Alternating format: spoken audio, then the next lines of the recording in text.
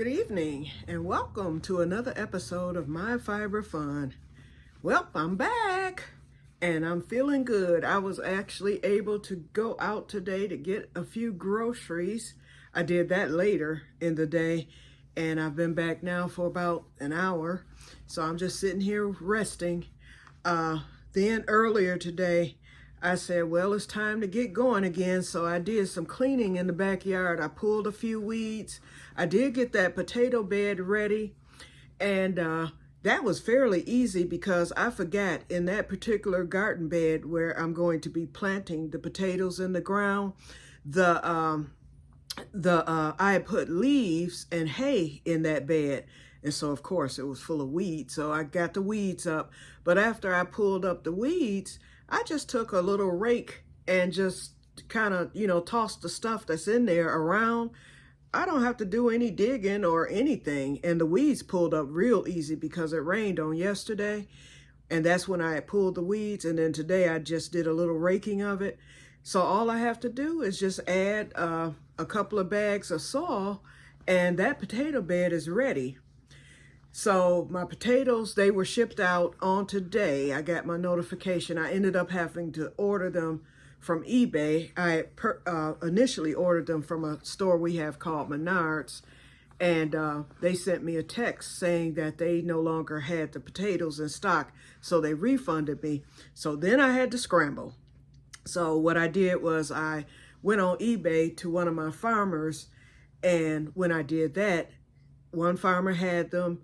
And I ordered them and I was hoping, my fingers were crossed, that they would ship and that he wouldn't be out and send me a message saying he didn't have any, but he had them. So I ended up paying top dollar for those potatoes, but I know that it will work. I know after I explained, from that video that I saw. Then I did some test pulls today. I had already test pulled a potato plant in the greenhouse out of all three of the containers. And in every one of the containers, the potatoes were real small, and that's the problem that I've had for years. But I hadn't test pulled from my container up front. I also planted some under my window, the roofed out method. That's when you just lay the potatoes on the ground and cover them with hay. And so I test plotted that. Those two were fairly small, but they were bigger than the ones I had test plotted from the containers in the greenhouse. So then the only one left was the one where I actually planted some in the ground. I had a smaller keyhole garden on the side of my house, and I just dug that area back in April. And then I took 12 potatoes that I had and I planted them in that spot. I hadn't done anything to those potatoes or the ones up front. So the only way they've been watered is through the rain because I was too sick to drag the holes. I fertilized them once, but then I fertilized them again today. And I was like, let me pull this one and see what happens. Got a nice size. In fact, let me go get it. I'll be right back. These are the two potatoes I got from the test plot in the keyhole garden on the side of my house. These were planted in ground. And I always knew that potatoes planted in ground, buried, underneath soil in ground, are usually mostly always successful. I didn't know how successful. These potatoes are late potatoes. They're russets. And they're not to even be harvested until September. And I planted them in April. Here it is, July, and this is a full potato. And it came right from the vine. And the seed potato, the seed potato that you plant rots out. So the rotted potato was next to it, and this is a produced potato from that one. And then this is another one that was on that same vine. You can see right here. These are actually decent potatoes. They, so I'm gonna let them cure and these will be eaten. And I just did one plant and I had a total of 12 plants in there. So, I planted 12 potatoes, so it's actually more plants than the potatoes. So I'll get a nice harvest from that. So that just made me so happy, finally, because I've been trying to be successful at growing potatoes for probably the past 5 or 6 garden seasons, and I have never had success. And one of my subscribers, Diana, actually Diana's on this channel too. Diana, if you see this, girl, look, I finally got potatoes, and these are going to be bigger. Russet potatoes are big anyway in general, so these are small for russets, but shoot, they bigger than anything I've ever grown. So I'm just so thrilled. And then I ordered some more potatoes this past weekend after I saw the small potatoes, and I had forgot to add sulfur. I told y'all about that. So these new potatoes, I will be getting those planted out this weekend. I got that bed together. It was fairly easy. So that is done. I'm just waiting on the potatoes to arrive. They shipped on today, and the notice said they should arrive by Thursday. So as soon as they arrive, I will be getting them in the ground, and those should be ready in November. I can either leave them in the ground until next spring, because the plant itself will die once the first frost comes. And our first frost usually hits between anywhere from mid to late October into early November. So if the potatoes aren't full size by then, if they are, I will harvest them. If not, I can just leave them right there in the ground, and the plants will come back in the spring, and then I can harvest them once the ground unthaws and everything, right around mid-March to late April. I mean mid-March to early April. Once the ground unthawed, then I can just harvest them and be done. All I have to do is just dig them up, or I can run my hand in there and pull them up. So I know I will get a harvest from that, and I'm going to amend that really well. In fact, I'm thinking of leaving, if I do get a harvest, I'm thinking of harvesting half and leaving half just to experiment to see what happens. But just because I know I'm going to be getting a nice little bunch from this one ground area that I have, I'm thankful. And then even the ones that are small, I'm going to harvest those. It's going to produce some potatoes. They'll just be smaller in size, that's all. But I'm going to get those anyway. So I'm just thankful for the potatoes. Okay, off of the garden, because that's not even what I'm supposed to be talking about. Well, as you can see, remember my cousin's blanket? Well, let me tell you, first of all, my cousin wasn't able to attend the family reunion. Unfortunately, she has a daughter with health problems, and I won't go into all that, but she had a major health problem a few days before the reunion, and my cousin could not attend. And so, because her daughter is hospitalized, and so we really missed her and everything. And so my one cousin, in fact, I will be sharing a film. I did a lot of footage, but there's a lot of music in the background. So I'm going to see if I can squeeze two of the videos. One of them was, I decided to just start filming when we did a family picture, because people were like kind of in and out. They did a count. Somebody there kept a count of everybody who came. So we ended up with a total of 84. We should have had many more. A lot of people just didn't make it due to various emergencies and whatnot. Families that normally are there every year were not there. So we were missing so many different ones, but we had a great turnout regardless. So our tally was 84 people at one given time, but people were in and out, so more showed up. So it was like, at one given time, there was a count of 84. So when we did the family picture, I don't know how many was in that. I don't think it was 84 people, but it was quite a few. But, you had some that came, left, then you had more that came. So it was like that the whole time. So everybody was never there at one time. But it was really, really nice. It was very nice. And I got a lot of footage. One of my cousins, Scott, he agreed to be my legs, and he went around and he filmed everybody and everything. And then I did a small film of my cousin's yard. So you will see the magnitude of the yard. And then what else? The family picture. That's when I introduced my cousin, who I gave the shawl to. And her actually is her great niece. Her sister, which was my first cousin, Vanessa, she passed away before little Naomi was born, and Naomi turned 7 on the 19th of this month. And so she kind of took up as Naomi's grandma. because she babysits for her, and Naomi is there all the time. And Naomi calls her grandma. And so Marilyn, she's very, very honored, to be able to be her grandma, her substitute grandma. That's really nice, because her actual grandma, which was Marilyn's sister, passed away, back in I think she passed away in 2015, if I'm not mistaken, 2015 or 16. But anyway, so she said once Naomi sees that shawl glows in the dark, she's gonna want it. I was like, I never thought about little Naomi. And so I told her, I said, well, I tell you what, I said, I can make Naomi a little shawl and send it before Halloween, so that or I can make her like a little Halloween. I think I'm gonna make her a Halloween bag, because I want to make one for my little great nephew Nugget also, for the trick-or-treating. I'll just make them a regular cotton bag, and then I'll make sure that I do a few strips of the glow-in-the-dark yarn. So I told Marilyn, so that way you can keep your glow-in-the-dark shawl.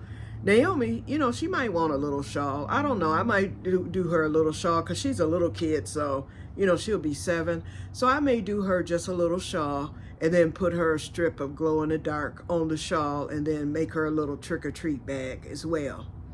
So anyway, but I definitely plan on making one for my little nephew Nugget, so I think I will make one for Naomi. But anyway, so she, when I introduced Marilyn on camera, she talked about it. I was like, tell them what you told me, what Naomi's gonna do, and she talked about it. So anyway, yeah, plenty of cousins were there. Like I said, my cousin Scott was my leg, so he went around filming everybody and the food and all that stuff. So you guys will get a good glimpse of the reunion. But like I said, a lot of music was in the background. I don't know how to edit. I don't know how to mute. I don't know how to do that. But every now and then I can put something up that has music in it, and I won't get the copyright strike, but there's too many times that I have. So if I get the copyright strike, I will delete the video immediately. If not, then you get to see the reunion. So as soon as y'all see that video come up, watch it real quick, because if I get that copyright strike, I'm gonna have to take it down. I don't want to lose my channel, okay? But anyway, so in the meantime, my cousin Dolores, the one who I had made the lap blanket for, I decided, because I had a little of this left over, and I decided I was going to take that yarn and make, what was I? Oh, I was getting ready to make a shawl out of it. And this is a chunkier yarn. And the shawl was coming out so nice. I was like, I think I want this for the blanket. Y'all, y'all ain't gonna believe this, but guess what I did? I frogged the Noro blanket. And I'm gonna tell you why. I frogged that blanket simply because, with the air on in here and everything, I'm using this blanket to cover up with, even though, with it, I did that corner to corner granny stitch, and I didn't think that I would feel air through it. And remember, I was saying I hate feeling air through an Afghan. And so because this yarn is thin, it's thinner, I don't think it's gonna make for a good blanket. And so I decided to frog it. I'm gonna take some of this, and I can make my cousin a lap blanket out of the Noro, and she's getting a nicer, this nice yarn. She'll get a very nice blanket, and then I will sew the backing to hers. And then with the rest, because it's so much of it, it's enough to make her a blanket. And what I want to make is, I want to make a extra wide, I'm calling it a long scarf, but actually it works out as a shawl. And the reason why I want to do that with that particular yarn, I finished my Noro scarf. And when I say I absolutely love this thing, and I wanted it to be at least 72 inches. It didn't quite make it to 72 inches, but it made it to be a long enough scarf. And I was hoping it could be wider. Well, I could still snoot it, but it's not as wide. I mean, it's not as long as I would have liked. I wanted it to be at least 72, if not even longer. I wanted like an extra long, and I thought that yarn would give me that, but it didn't. but I did finish it and I love it. When I say I love this thing, so it wraps around. I think it makes a beautiful scarf. It wraps around, and I think it's full and everything. And I love the colors. And oh yes, I got the compliments because I finished this not at the reunion, but I finished it the following day. I can still snoot it, as you can see, and even with it being snooted, oops, I can wrap it around. And I think I love it. I just absolutely love it. And this is going to be used during the winter. Last winter, my sister bought us matching coats because they're the type of material. She knew I would love that because it's the type of coat you can move around in and drive in and whatnot. And so the coats are black. This is going to look great with the coat. Oh, it's going to look great. And I didn't wear that coat last winter. Some of you, those on my other channel, saw the coat because when my sister brought it over, remember I tried it on that day and it fit perfect. I love that coat. I might have worn it once during the winter and that was it. But this is going to look great with that black coat for sure. Oh, this winter, I'm going to wear the heck out of this scarf. And I just love it. And I'm probably going to just wear it as a snood. Warm, and this is the Noro Haru Ito yarn, the same stuff right here, but two different colors. And so I have enough of this to make my cousin, like I said, I'll make her a lap blanket out of this. And then I'm going to sew a backing to it. So that's the next project. And I have so much of this because remember I had a total of 8 balls. 4 balls will make a regular size blanket. So she may end up, instead of a lap blanket, I can take 4 balls of this and make her a regular size blanket. And then I'll have 4 balls left. The 4 balls, because this was 2 balls. So I know 4 balls is going to get me an extra long scarf. And I'll be able to make it a little bit wider too. Actually, I can keep it the same width. This is fine because I'm not using it as a shawl. I'm going to be using it as a scarf. So I know that I can get a scarf out of 4 of those balls, twice the size of this one.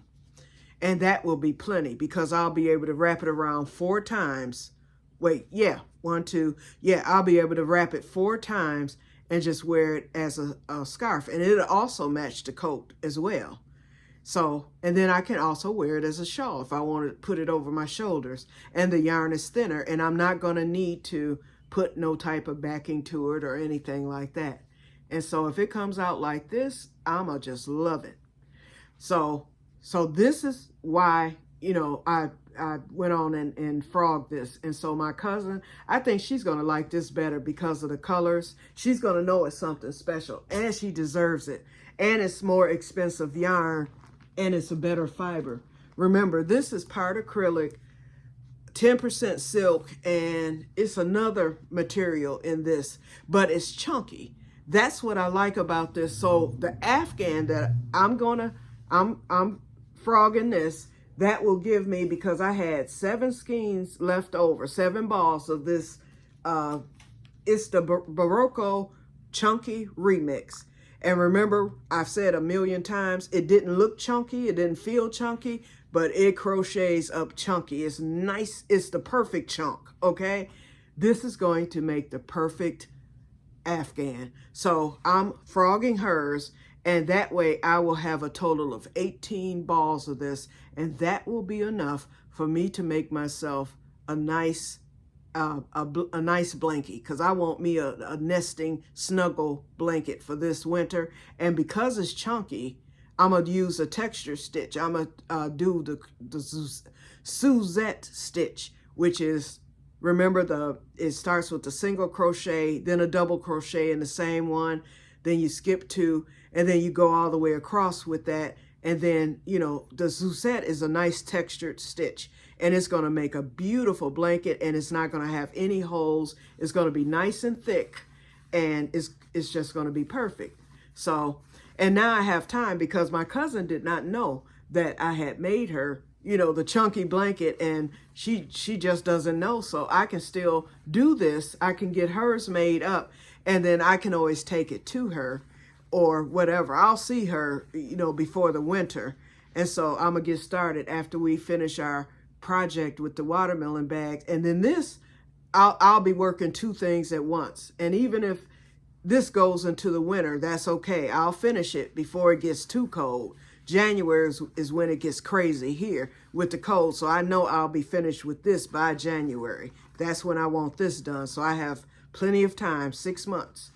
But in the meantime, I can get my cousin's blanket done. And then as far as the scarf is concerned, that's whenever, because I have this one. So this is the one I plan to really rock this winter. And then that other one, whenever it's done, it'll be done, and then I'll just have that second scarf out of that Noro yarn. Just gives me something to do, y'all. But anyway, I think my cousin will be very, very happy to have the colors as opposed to just a solid color. So it's win-win all the way around. So that's what's happening with that. Okay, so yeah, I had a good time at the family reunion. The second day was okay, and but I spent a lot of time just at the hotel on the second day because my sister, she and her daughter decided to go to Lake Michigan, and they went to the beach and everything. They spent the day there, and I just stayed. I was at my cousin's at first, and I didn't really want to stay there because my other cousins were all going on the day trip. So it was just going to be my cousin and her sister, Vicky, the one who used to crochet. Come to find out, Vicky no longer crochets. She said it was a phase. She did it for a number of years and then she stopped. I was like, well, start back. She was like, I forget what she's into now, sewing or something. She was like, I might pick it up again. But anyway, I was there with them, but I didn't want to stay there because I knew my sister was going to be gone a long time and I didn't want to impose. People have things to do and whatnot. They may not want you just sitting around their house. And, last year it was a different ball game because although I stayed there while my sister and some others went to the beach, there were more of us there. And so Saturday, two of my other cousins were supposed to be there because they got a room at the hotel that we were at, and they spent the night, and they said that they would be going over there first thing that morning. And so, but they decided to go home instead. So no one was going to be there but me, and I didn't want to impose. And so my sister doesn't know how to read a hint, because I had said, well, I'll just have Sherry and them to drop me back off at the hotel. I said, then I'll just stay there. And so my sister, she sits there, and I had already told her, just drop me off at the hotel. She already knew that. And so after, when they were all getting ready to leave, because the other cousins that were there, they did the day trip. They went to, I want to say Standish, Michigan, and then they went to, it's this other place. They did like a scenic thing. It was like 5 hours. They went to different landmarks in Michigan because we had a cousin there from California. So they went to view the landmarks. They all rode, and did that. It was 5 of them, and they all rode in one vehicle. It was an SUV. But they were gone, and then they all gathered back at my cousin's later. And so my cousin said, so what are you going to do, Q? And I was like, well, I'm going to have Sherry to take me back to the hotel. And Sherry's like, well, Marilyn, can she stay here? And I was like, Sherry, I said, Marilyn may have something to do. I'd rather go back to the hotel. Plus, it was 99 degrees that day. And heat and MS doesn't get along. My sister it either flew over her head or she didn't care. She was just trying to get to the beach. And so my cousin was like, sure, you can stay. And I'm thinking to myself, it was so awkward for me because I really didn't feel that I should be there because no one else was going to be there during that time. And my cousin needed to rest and whatnot. She had hosted everybody the day before, and then everybody else wasn't going to be gathering over there until later that evening. So I would have preferred to have just gone back to the hotel. I could have sat there, crocheted. I had food and whatnot there. I could have done that for the day, taken a nap, been out of that hot sun, and then I could have gone back later that evening because my sister and them had to come back to the hotel to shower, with the sand from the beach and all that stuff. I could have gone back later and I would have been refreshed and I would have felt more comfortable. So, but it didn't work out that way. So there I was stuck for it was about 3 hours. And so finally, my sister had called. I forget why she called, but anyway, she called. And I was like, Sherry, I said, it's hot. I'm feeling bad. Marilyn was sleepy because I could see she was, she and Vicky both nodding. Oh, my other cousin, their sister, Minnie, came too. And so everybody's nodding. Everybody's kind of sitting there, and whatnot. I was like, Sherry, I'm ready to go back to the hotel. Can you please come? I was like, and I let her know, when I got in that car, she did come. And when I got in that car, I was like, listen, I was like, don't you ever, ever do that again. I said, I know. And the hotel was only like 7 minutes away, if that. And so it wasn't going to be an inconvenience, for her to take me back. I was like, don't do that. Never. I said, I had already told you I preferred to go back to the hotel. I said, and then you're going to sit up there and volunteer Marilyn. I was like, good and well, she wasn't going to say no. I said, and then me, with me being sick and everything, I was like, it's as if you didn't even care. You just trying to get rid of me and dump me off on Marilyn. And I felt bad. I was like, it was very awkward. I was like, and I felt bad. And then Marilyn heard me say to Sherry, no, don't impose because Marilyn may have something to do. And then you still going to ask her? I was like, and so they knew I did not want to stay, but yet and still, you pretty much forced the issue. Hey, I know. I'm like, yeah, but now here I am, back hurting, legs hurting, symptoms and everything else from sitting out in the hot darn sun, for the past 3 hours, basically. And so I just stayed at the hotel because they showered. And then Sherry ended up going back over to Maryland's and well, she went shopping at first because we were like 5 minutes from the mall. So she went and did some shopping and she went back to Maryland's. And at that point, I was there at the hotel and I just crocheted and relaxed. So the second day, wasn't the best for me. And then day 3, which was we were coming back Sunday morning, we had to check out by 11. So I wanted to go to Cracker Barrel, and I asked my sister, are we going to Cracker Barrel? She was like, well, if it's one on the way, yeah, we can stop there. I'm like, sure. I was like, I'll look it up. And so that was when she had went back to Maryland's that evening. So I looked it up, and there was one in Walker.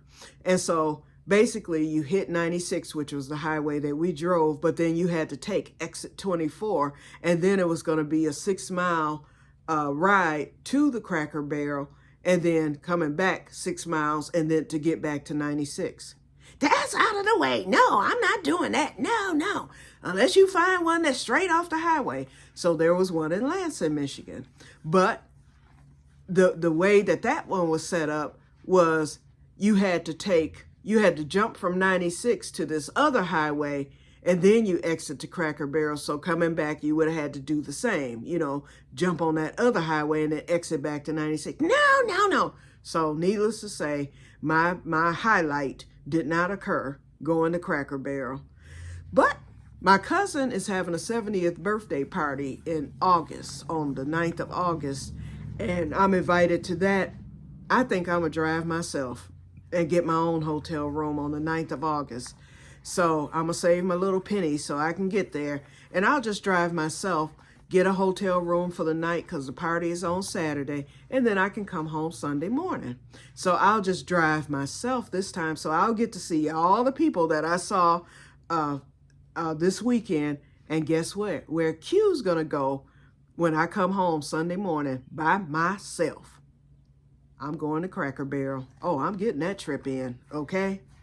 And so that was it as far as the trip was concerned. And we got home yesterday at about 1 o'clock. I came home, did a little piddling around in the garden and stuff like that. And then I rested for the rest of the day. I'm doing really good. Today was the best day yet. And I was able to get a lot accomplished on today.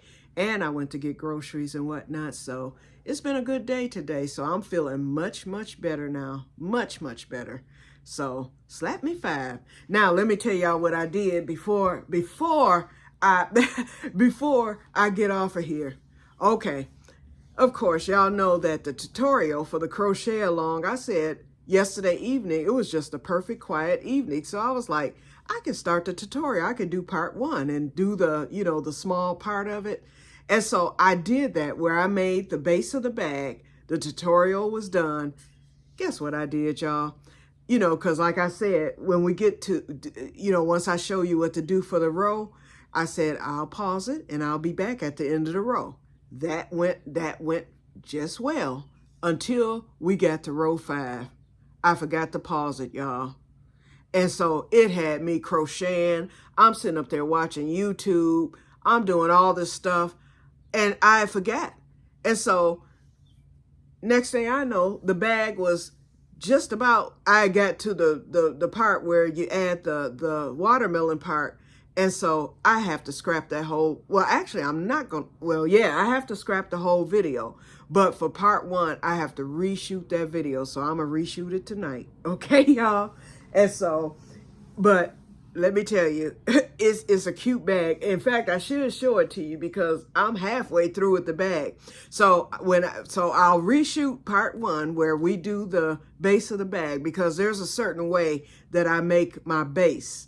And that's just so that it won't curl up and won't pucker up. It's the perfect flat circle. And I learned that technique from a YouTube video years ago. And that's the technique I use. So I am going to have to show you all that technique if you don't already know it.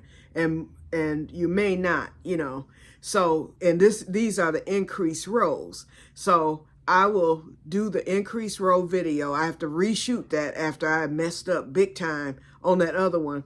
And then when I begin part 2, actually, I can begin it with what I've already completed because that's when you go into the watermelon portion. So that's where I left off from the first one. So at least I'll be able to finish up the video and continue on and, and do all that. So that's what happened, y'all. Okay, so just wanted to tell you about that. So I'm just goofing around.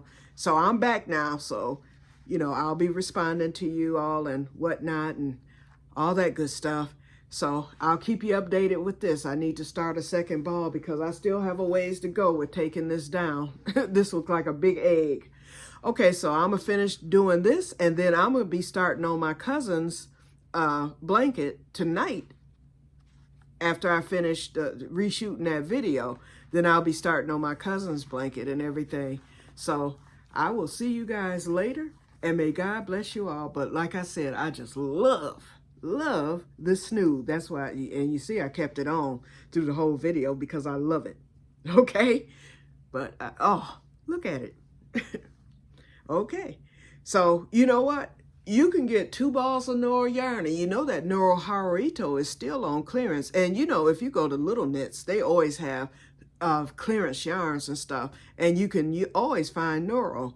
You can make you a scarf. 2 balls of this will get you a scarf if that's something you would like with this Noro, because believe me, this is some good stuff, especially that Haruito, Haruito. That's how it's spelled, Haruito. But it's 46% silk, 46% cotton, and 8% polyamide. But it has the perfect feel. It's soft, it's warm. Oh, it's going to just do me justice this winter. In fact, I think that's what I'm going to be doing, making more scarves with Noro yarn. Whenever it goes on sale, I know I can get 2 balls of it on sale. And I know that will make me a scarf, a decent sized scarf and snood with different colors. This one, I like this color way, but they have other colorways as well. So I'm going to just make me a scarf collection too. That's just something I can do. Whenever it goes on sale around Christmas time, I'll probably get a couple of balls of it. Okay, well, let me get off of here while I'm sitting here looking like the mummy. And I will talk to you guys later, and may God bless you all. Bye-bye. Have a wonderful, wonderful evening. Bye.